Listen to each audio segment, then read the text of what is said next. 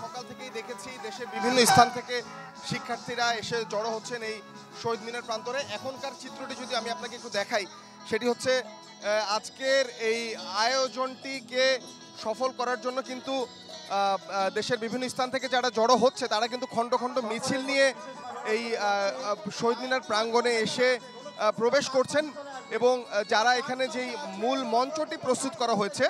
শহীদ মিনারের সামনে, সেই মঞ্চকে ঘিরে কিন্তু তারা অবস্থান নিয়েছেন। জাতীয় পতাকা হাতে অনেকে আসছেন, তারা মূলত যে বিষয়টি বলছেন যে যেই অবস্থার প্রেক্ষিতে আগস্ট বিপ্লব সংঘটিত হয়েছে, পরবর্তীতে এই ধরনের ঘটনা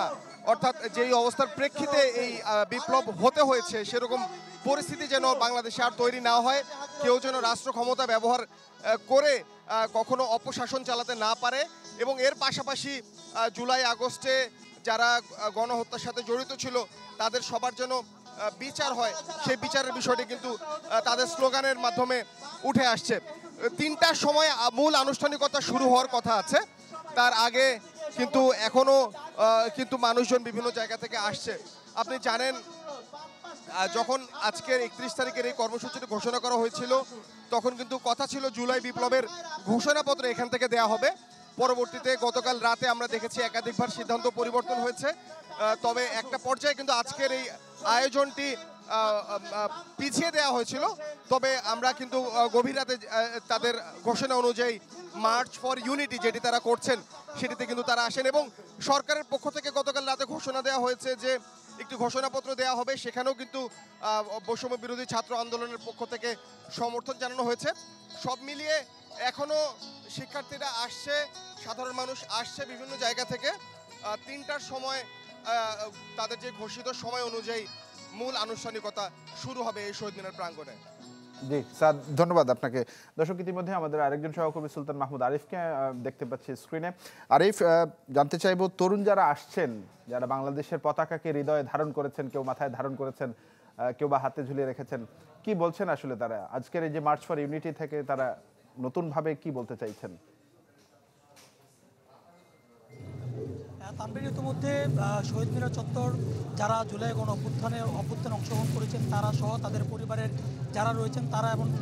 সর্বমহলের সর্বসাধারণ মানুষের উপস্থিতিতে কিন্তু ইতিমধ্যে কানায় কানায় ভরে উঠতে শুরু করেছে এবং আপনি দেখতে পাচ্ছেন যে বিভিন্ন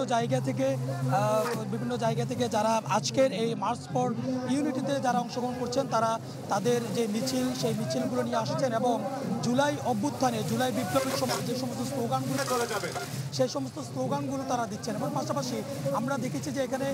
বড় একটি অংশ জুলাই বিপ্লবের সময় যারা আহত হয়েছেন তাদের একটি অংশ এখানে উপস্থিত হয়েছেন, তাদের সাথে আমরা কথা বলেছি। এখানে তাদের কণ্ঠে যেটি উচ্চারিত হচ্ছে সেটি হচ্ছে এমন স্বৈরাচার, এমন ফ্যাসিস্ট সরকারের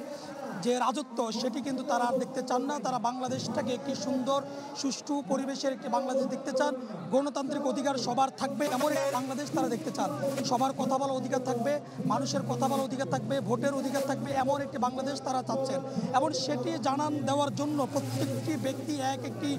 বিপ্লব হয়ে আজকে এখানে একত্রিত হয়েছেন এমনটি কিন্তু তারা জানান দিচ্ছেন এবং দেখতে পাচ্ছেন যে সবার হাতেই বাংলাদেশের পতাকা রয়েছে এবং তাদের যে নির্দিষ্ট সময়সূচি রয়েছে যে 3টা নাগাদ তাদের মূল কর্মসূচি শুরু হবে। 3টা থেকে হয়তো বা তাদের মূল কর্মসূচি যখন শুরু হবে তখন এখানকার তাদের যে সমন্বয়কদের মধ্যে যারা বক্তব্য রাখার তারা দিক নির্দেশনামূলক বক্তব্য দেবেন। তবে এখানে আসা যারা জুলাই বিপ্লব জুলাই আগস্টে আন্দোলন করেছেন সেই সমস্ত আন্দোলনকারীদের সাথে আমরা ঠিক যেমনটি কথা বলেছি, তারা বলছেন যে তারা আসলে পরিবর্তনে বিশ্বাসী, যে পরিবর্তনের জন্য তারা আন্দোলন করেছেন, যে পরিবর্তনের জন্য তারা অনেক হাত হারিয়েছেন, পা হারিয়েছেন, জীবন দিয়েছেন। সেই শহীদ পরিবারের যে সমস্ত স্বজনরা রয়েছেন তাদের ব্যাপক একটি উপস্থিতি এখানে রয়েছে এবং আহত যারা রয়েছেন তাদের স্বজন এবং সেই আহত পরিবারের লোকজন এবং আহত সদস্যরা তারা কিন্তু এখানে উপস্থিত উপস্থিত হয়েছেন এবং তাদের সকলের প্রত্যাশা যে আজকের এই সমাবেশের মধ্য দিয়ে, আজকের এই মার্চ ফর ইউনিটির মধ্য দিয়ে তারা দেশের সাধারণ মানুষ সহ দেশের যারা পরিচালনা করছেন, দেশকে যারা নেতৃত্ব দিচ্ছেন তাদের কাছে একটি বিষয় জানান দিতে চাচ্ছেন যে দেশের মধ্যে বিগত 15 থেকে 16 বছরের যে নিয়ম নীতি চলেছে একতরফা, সেটি যেন আর ফিরে না আসে, দেশের মানুষ যেন শান্তিতে থাকে, সেটি কিন্তু মূলত আজকে তারা জানান দেওয়ার জন্য দল মত নির্বিশেষে সবাই এখানে একত্রিত হয়েছেন। কিছুক্ষণের মধ্যেই তাদের মূল আনুষ্ঠানিকতা শুরু হবে, তখন নতুন করে এখানকার তাদের দিক নির্দেশনামূলক যে কোনো তথ্য থাকলে সেটা দেওয়া যাবে। ডাকে একত্রিত হয়েছেন ছাত্র জনতা, সকাল থেকেই কিন্তু বিভিন্ন জায়গা থেকে মিছিল নিয়ে এই আঙিনায় যুক্ত হয়েছেন সাধারণ মানুষ। আপনি যেই প্রশ্নটি আসলে করেছেন যে ইউনিটি নিয়ে এবং ঐক্য নিয়ে, সেটি সরাসরি আসলে আমরা একজন সমন্বয়ক থেকেই জেনে নিব যে এই যে ইউনিটির কথা বলা হচ্ছে, যেই ঘোষণাপত্র আসলে আজকে প্রকাশের কথা ছিল সেটি পরিবর্তন হয়েছে সময়সূচির, কোন জায়গা থেকে তাদের এই ভাবনা এবং আজকের পরিকল্পনা আগামীতে কি থাকছে সেটি বিস্তারিত যদি আজকে আমরা জানতে চাই। আমাদের যারা দর্শক রয়েছে যে আজকে এই যে একত্রিত হচ্ছে ছাত্র জনতা, তাদের ভাবনা, একই সাথে ঘোষণাপত্র নিয়ে আপনাদের সিদ্ধান্ত। দেখুন, আমরা যেটা জানি, আমরা যেটা বলতে চাই সেটা হচ্ছে প্রোক্লামেশন অফ জুলাই রেভলিউশনটা অনেক আগেই ঘোষণা করা দরকার ছিল, এটা সরকারের পক্ষ থেকে আসার দরকার ছিল, কিন্তু আমরা দেখতে পেয়েছি যে নানা কারণে, নানা ষড়যন্ত্রে কিন্তু প্রোক্লামেশন অফ জুলাই রেভলিউশনটা ঘোষণা করতে এই সরকার গড়িমসি করেছে, যার কারণে কিন্তু বৈষম্য বিরোধী ছাত্র আন্দোলন কিন্তু প্রোক্লামেশন অফ জুলাই রেভলিউশনটা ঘোষণা করার উদ্যোগ গ্রহণ করেছিল। আমরা দেখতে পেয়েছি সারা বাংলাদেশ থেকে কিন্তু ছাত্র জনতা স্বতঃস্ফূর্তভাবে প্রোক্লামেশন অফ জুলাই রেভলিউশনের জন্য কিন্তু ঢাকায় আসার প্রস্তুতি নিয়েছিল, যার কারণে চাপে পড়ে কিন্তু সরকার কিন্তু সকল রাজনৈতিক দলের ঐক্যমতের ভিত্তিতে সমন্বয়ে তারা প্রোক্লামেশন অফ জুলাই রেভলিউশন ঘোষণা করার উদ্যোগ গ্রহণ করেছে। তাদের এই উদ্যোগকে আমরা স্বাগত জানাই, কিন্তু আমরা মনে করি যে এই ঐক্যের আহ্বানটা, বিপ্লবীদের ঐক্যের আহ্বান রাজপথ থেকে আসবে, কোনো গোল টেবিল থেকে নয়, যার কারণে কিন্তু বিপ্লবী ছাত্র জনতা কিন্তু আজকে মার্চ ফর ইউনিটি আয়োজন করতে যাচ্ছে এবং মার্চ ফর ইউনিটি প্রোগ্রাম করছে। আজকের প্রোগ্রাম থেকে আমরা বিপ্লবী ছাত্র জনতাকে আবার ঐক্যবদ্ধ হওয়ার আহ্বান জানাবো এবং আমরা যাতে করে প্রোক্লামেশন অফ জুলাই রেভলিউশন একটা রূপরেখা কিন্তু আমরা আজকে দিয়ে দেব এবং আমরা চাইবো যে